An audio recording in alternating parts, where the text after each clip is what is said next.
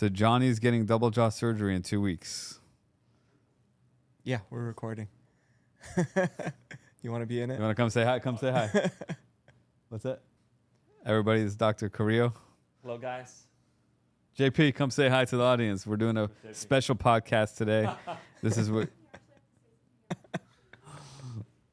We'll edit it. Right. It's going to look good. Don't worry.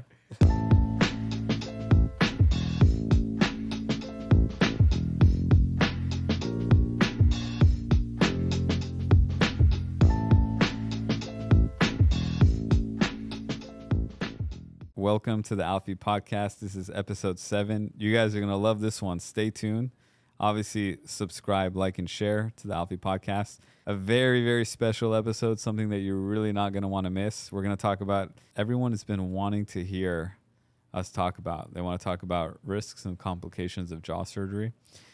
And the reason we're going to get into all this is because our special guest, Johnny Alfi, my brother, he's got some special interest into this subject, and he's actually curious to discuss this himself. Why don't you say why that is? Sure, I have a double jaw surgery coming up. Okay, so we're in gonna about do a week and a half. We're gonna do double jaw surgery on Johnny in a week and a half.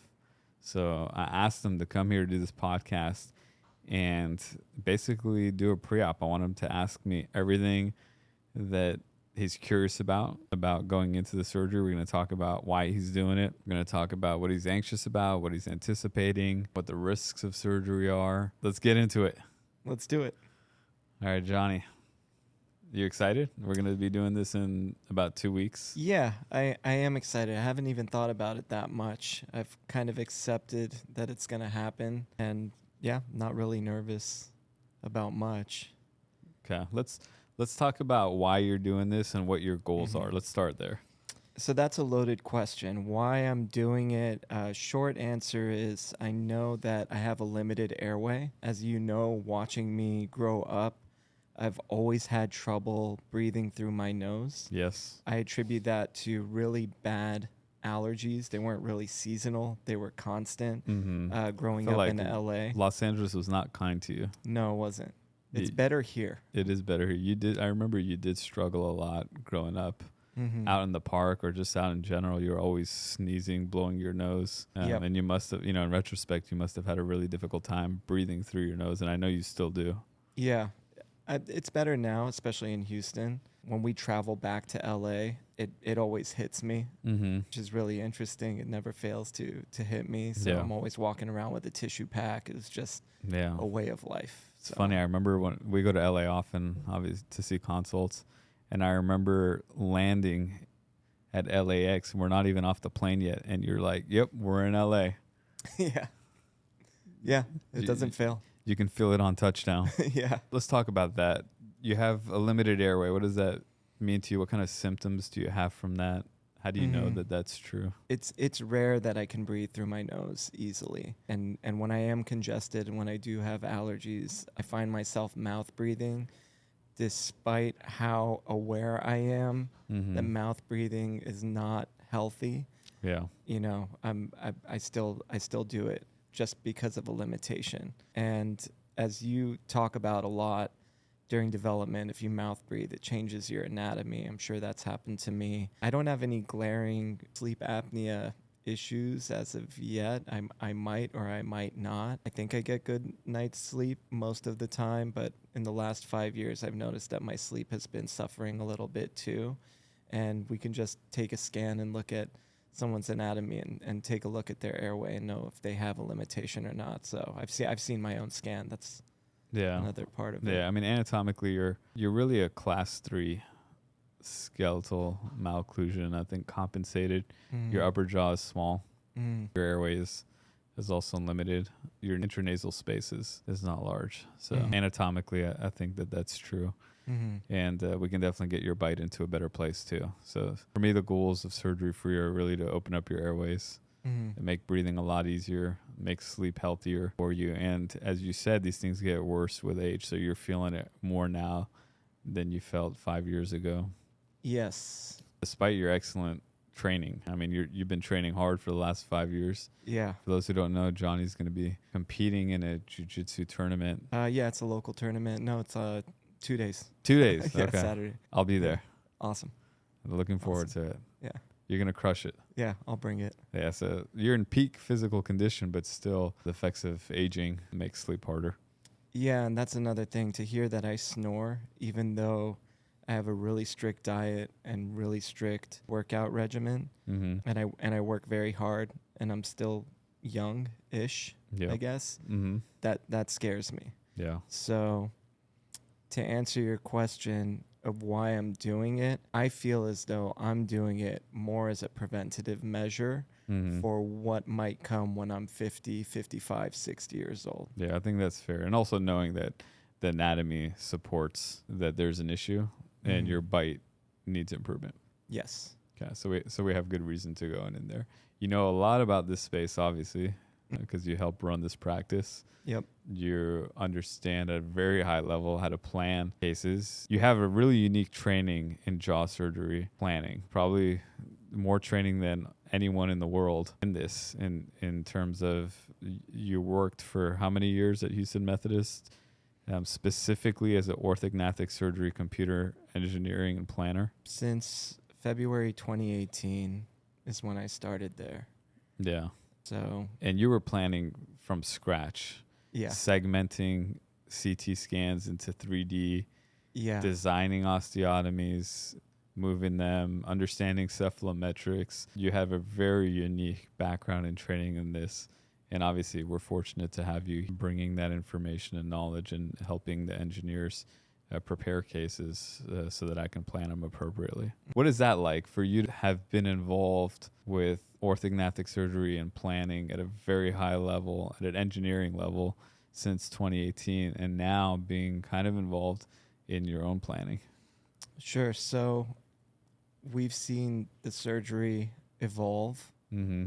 I've been lucky to kind of see it alongside you and round with you, your patients, and see how we went from bending plates in the OR to now planning cases of 3D custom titanium, and how that changed the procedure for you. Yeah, because when you first started planning at Houston Methodist, the other surgeons weren't doing custom No. jaw surgery, and I think I had just started doing custom surgery. So you have an awareness of both old school planning and new school planning.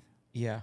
And you've seen the difference in the patients. I've seen the difference in the patient's recovery. I remember rounding with you, and you have already had your aha moment of how exciting custom jaw surgery was. And I got to see it secondhand, but I remember rounding in Methodist with you and seeing these patients that just came out of the OR, and the difference in their state just post-op was completely different than what I was used to seeing with other surgeons and for so long over there. Yeah. Patients were cognizant, and they weren't as swollen, and they were in better spirits, and they weren't as out of it. And I knew something special was happening in surgery. Does that give you confidence going into the surgery about what the recovery is going to be like? Yeah. Yeah. We had a patient in here the other day, your patient, that was 9 days out of surgery. And I tried to get her to say if her recovery was difficult, and she wouldn't even go there. She was like, no, it really wasn't even that bad. And she didn't even look swollen. She looked amazing. So, yeah. Yeah, that's good. Yeah. And I know you're asking her from a personal point of view too. Yeah, I was grilling curiosity. her, for sure. Yeah, that's cool. I mean, I could tell you for sure, you know this. I've been doing this surgery for 13 years, and the recoveries for sure are different. Outcomes are different. Things are so much better. So much so that I recommend it for you now, and I'm comfortable doing it for you. I think it's going to be awesome. But obviously, it's surgery.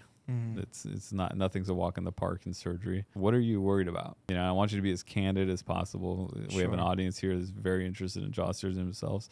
I want you to be candid.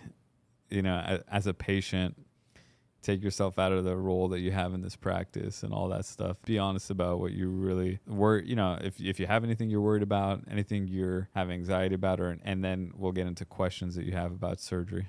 Yeah, I'll start with maybe my smaller concerns, things that maybe I'm not looking forward to, is non-chew diet. I think that's going to be challenging. I think recovering in a way where I don't have any accidents or, you know, inadvertent blows to my jaw while my bone is still healing. Yeah.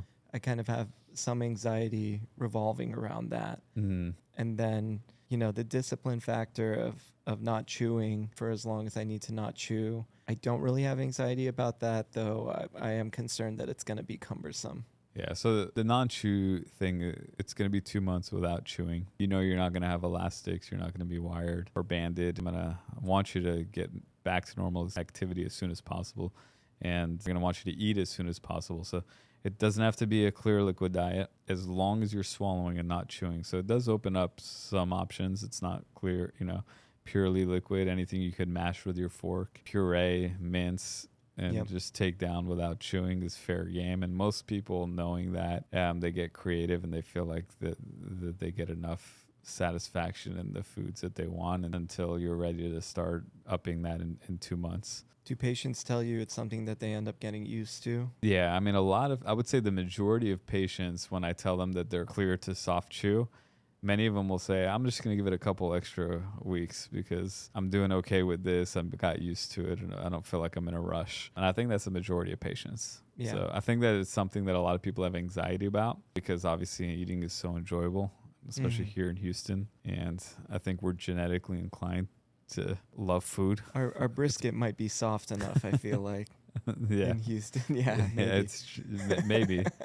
So I know how much you love food. I think it's part of our family. Yeah, it's genetic for sure. And that's pretty common for a lot of people. It brings a lot of joy to life. But even with that said, I think that it's one of those things that after surgery, most patients feel like it's not as big of an issue as it seems beforehand. I think people like you that are very disciplined. I mean, you're training for a jiu-jitsu tournament. I've seen you cut 15 pounds in the last 2 weeks. Last month. Yeah, 3 weeks to a month. Your ability to get stuff like that done is at another level. So I'm not worried about it. I was really compliant with my rubber bands when I first did Invisalign, so I'm very proud of that. You were a great Invisalign patient. Invisalign patient. Yeah, you were. So I think you'll do okay. What was the other concern? Oh, about getting bumped. Yeah, just getting bumped or sleeping the wrong way. Yeah, so the custom plates are more rigid than traditional plates because they're not pre-bent. We know this. And I think that, thankfully, normal things, I'm not talking about falling off a horse and falling on your jaw, something that would break a normal jaw, but I'm saying normal bumps. Like we have a lot of parents with toddlers and babies who go through surgery, and I'll get a text or a phone call that the baby headbutt them. Mm-hmm. They never cause a problem.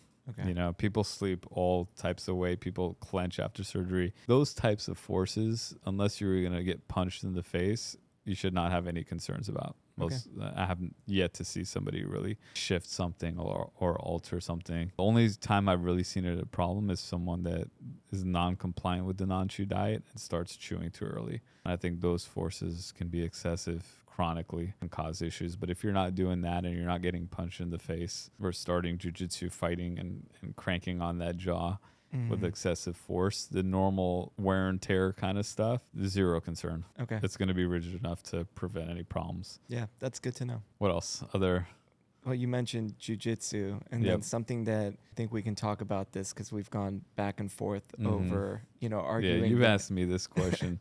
I think over the last year, this is the most common question you've been asking me, but go ahead. Yeah, with skepticism too, no less. Yep. I keep asking you, will my jaw have the same integrity as it does now? Will it be as strong? Most patients, the answer is yes. And I know this because I have to go in and take out hardware on many patients because a lot of patients nowadays don't want to leave titanium. Mm-hmm. I'd say about 10-15% of the patients, once the bone is healed, 6 months after surgery, they electively ask me to take out their hardware. And I can tell you the bone is healed. Yeah. It's strong, and it looks as strong as it did before I went in there. We've had a lot of patients that are into jiu-jitsu, are into martial arts and those things, and I always give them instruction to go back full force after they heal. We have a lot of athletes, basketball players, people that can take elbows to the jaw that also can cause concern, but none of these have been an issue, even for top-performing athletes. I think that, yes, in most patients, especially young, healthy, the movements that you're going to be back at full strength with probably 6 months, I would say. Mm-hmm. Definitely within a year, but 6 months to a year. And we'll be tracking this with bone beam CT, and we'll be able to actually analyze and see what kind of structure you have going forward. But I have no concerns about you competing 6 months after surgery. Cool. So when you're removing plates, you're using that as an example because why are you putting a lot of force? Yeah, because I have to actually go there, unscrew the screws, remove the plate, and I'm firsthand experiencing the integration of the bone, the structure, looking at it and feeling it, and I can tell you it's solid. Cool. Yeah, so I'm not concerned about that Okay. for you, and I could tell you that based on a lot of experience. Yeah, that makes me feel better. We can talk about risks. I almost feel as though there's a bigger risk in not doing the surgery. Yeah. Knowing what I know about airway. Mm-hmm. In the past podcast, we've talked about, or actually in your lectures, you talk about it more, the risk and reward Right. relationship in regards to this surgery and how it's changed over the years. Yes. I almost view this procedure as, I don't look at it the same way as I did when I first learned about it with you. I think it's kind of a glorified way of orthodontics in a sense, that I deem myself as kind of an early adopter of something that's going to be very normal for people to do. Yeah. Maybe you think that this will be a very routine operation. Yeah. In the and future. It should be. There are some barriers of entry right now. Yeah. For so few people that provide this surgery as being probably the main one. But I think it should be a routine surgery for people that need a bigger airway. Yeah. I believe that too. I think that the majority of people nowadays, their jaws are too small. We know that because they all need their wisdom teeth out. They all need braces. Those two facts are telling us that the jaws are not developed to their potential. And with that being said, their airways are small and there's so many illnesses that come from that. And as we look into biohacking, a better life and longevity and all those things, I think you're right. I think this is I always say it's the ultimate biohacking tool, is getting these bigger airways with the jaw screw that now we can expect to do in 1 hour. I expect your operation will be under an hour. Yeah. And you're going to have a great recovery and you'll be back at work in a week. Yeah, it's going to be awesome. That's what I'm going to bet.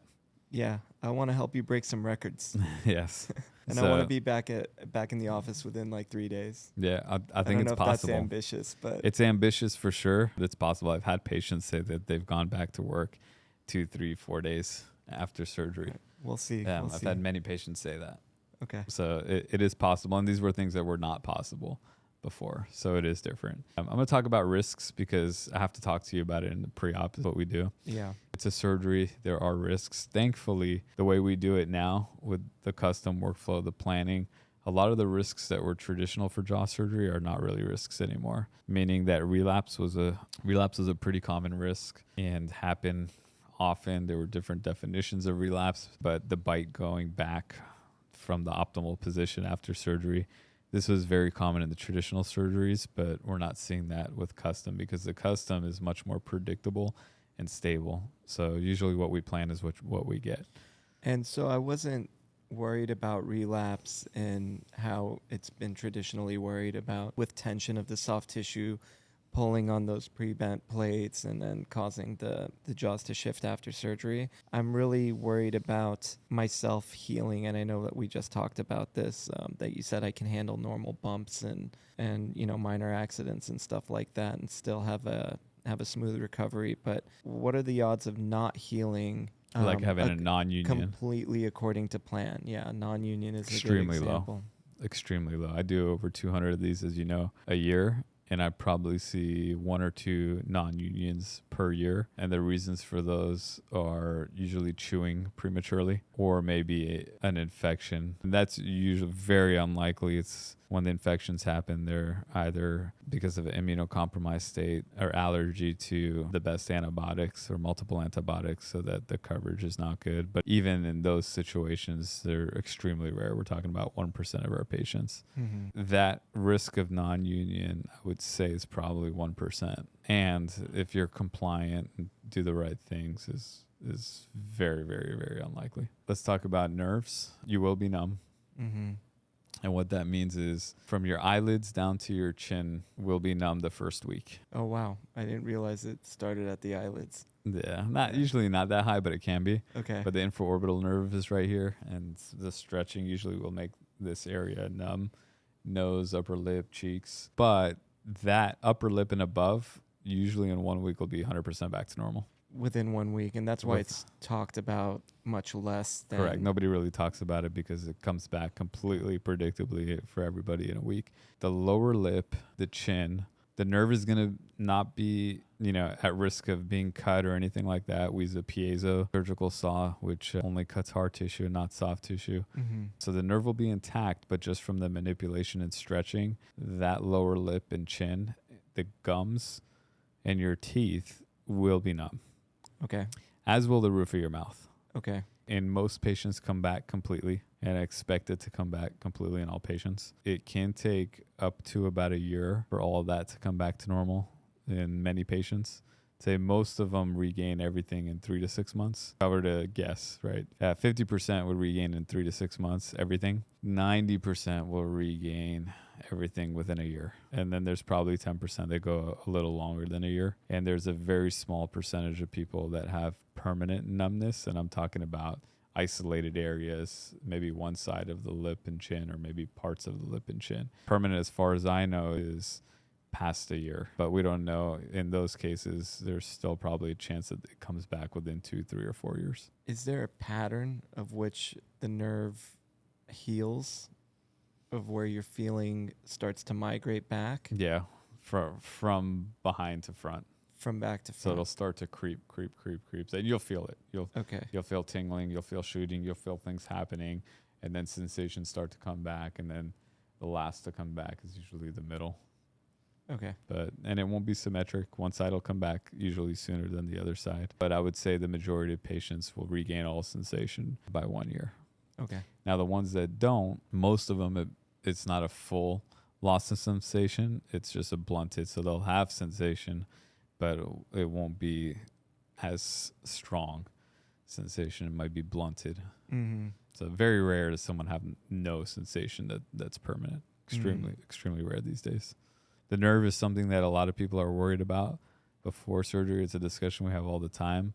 But I feel like after surgery, we hardly ever have that discussion. My first time in the OR with you, I remember I've drawn out that nerve on the computer 100 times before I came to see it in person. And you split the mandible, and then I saw the nerve. I was shocked at how big it is. Yeah. It looks it's like a giant rubber band. It looks like a rubber band. Yeah. Probably makes you feel more comfortable to see how robust it is, right? Yes. It's not really that dainty. Yeah, and stretching it is what causes that trauma. Correct. Right? Yeah. Okay. The nerve is something that I don't think you're going to have an issue with. And most patients, it's not really a conversation after surgery because most of them are regaining that sensation. Infection is rare. With any surgery, infection is a possibility, especially inside the mouth because the mouth is a dirty place. We're going to want you to rinse your mouth, brush, keep it clean, even right after surgery. We're going to put you on antibiotics for 1 week. Now what we're doing too is we're putting antibiotic powder on the plates before we close it. We have not seen infection on the plates since we started doing that. Is that the new product that you told me about? Mm-hmm. Yeah. That you said? Yeah, we've been using it for probably about 6 months now. Okay. And we've had really, really good results with no infections. So infections can happen. They're rare. When they do happen, they're usually localized on hardware and act like a pimple on the hardware. And then the treatment would be either antibiotics or to get in there, clean it, or maybe even take out the hardware once the bone is healed. We see very, very few, I would say, in the last 6 months, maybe 1 or 2.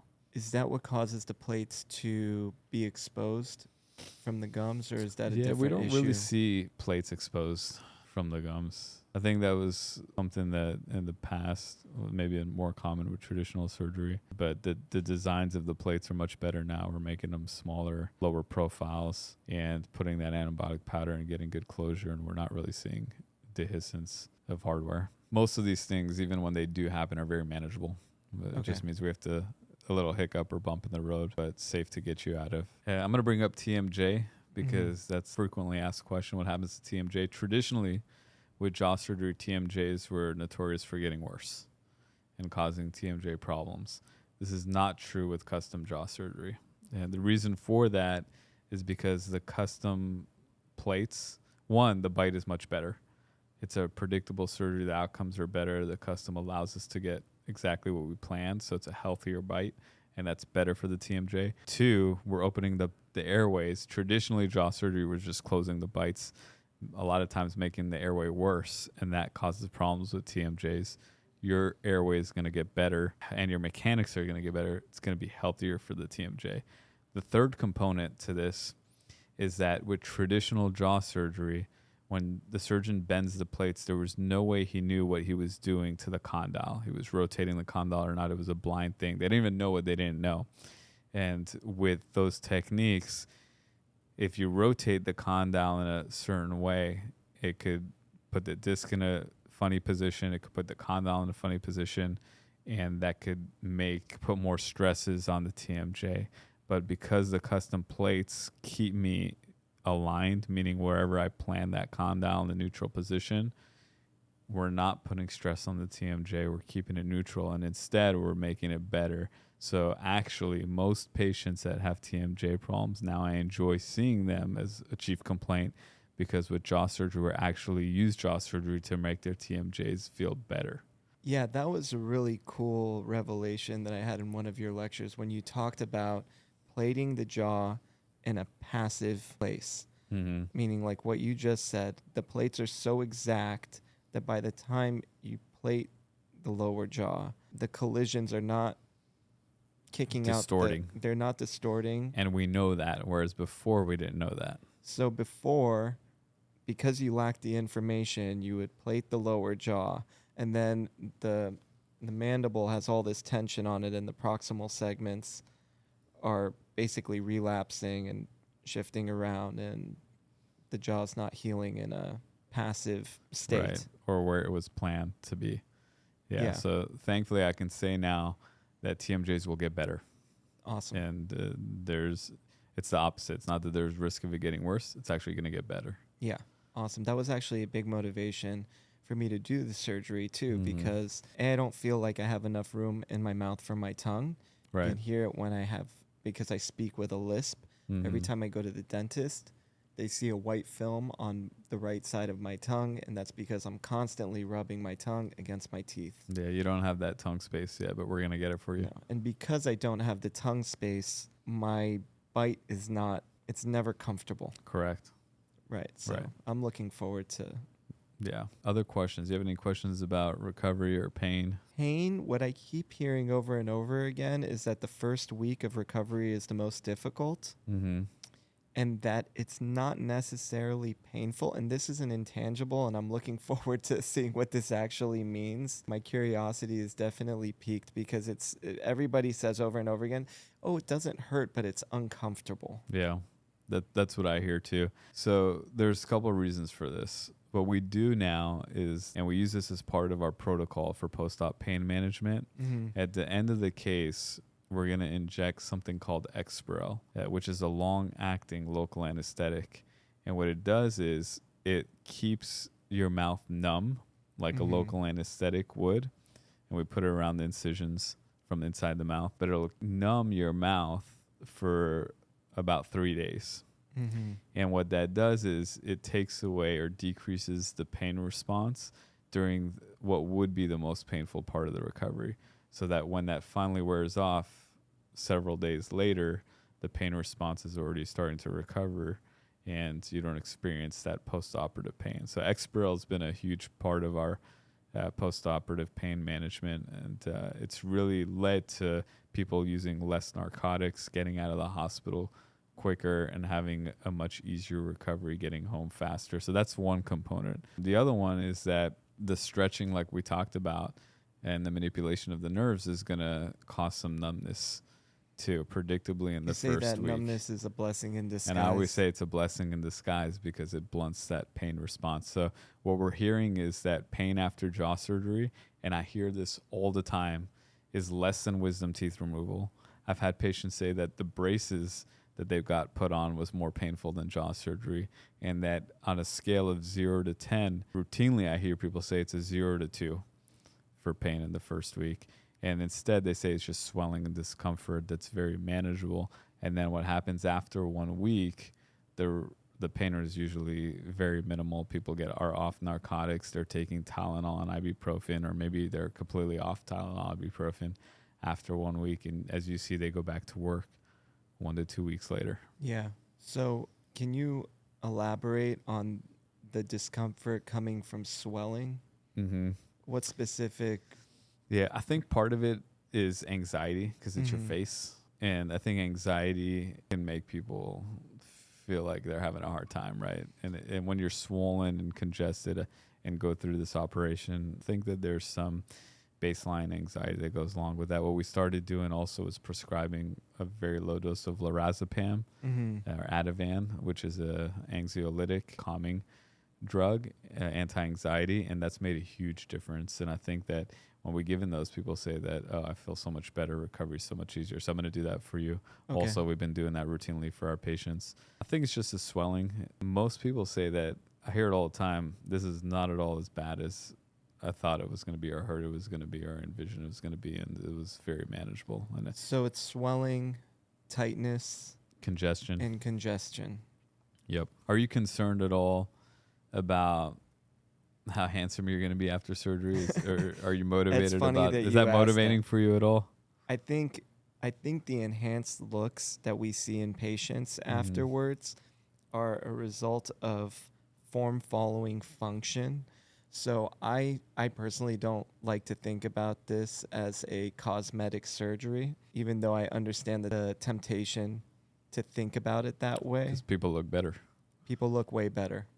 Somebody asked me if I was nervous about my change in appearance after the surgery. Mm-hmm. And I told them that I was excited to look closer to how I was meant to look before my environment, my allergies stifled my development, Right. my facial To development. meet your true potential. Yes. Actually, philosophically, that is the main reason I want to get the surgery, is to meet my true potential in health and form and function. Right. And I think that it's not that I will look better. I think I'm going to look like a healthier version of myself, and I will look more like I'm supposed to look, more like my truth self. Yeah. I think that patients come here and take before and afters. When I see their after picture, I'm like, wow, this is what they're supposed to look like. Right. It looks way more appropriate. Yes. Profiles are harmonious and balanced, Mhm. and thus they look better aesthetically. Yeah, and more rested, Mm-hmm.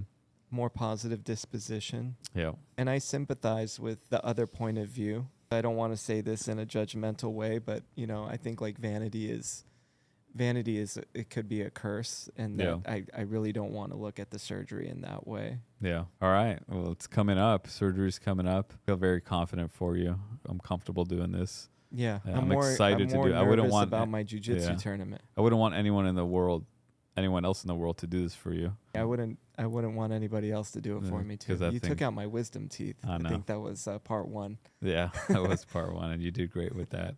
Yeah, but yeah, this is going to be very successful, and I look forward to sharing your recovery with people. I think that this is very unique, and you're going to have a nice perspective, and I'm going to have a nice perspective, and we can share this with the public. And I'm curious to see at what stage we'll want to come back here and shoot a post-operative podcast. Anyone in the audience wants to weigh in, and when you want to see it, 1 week, 2 weeks, 3 months, obviously we'll see how you feel.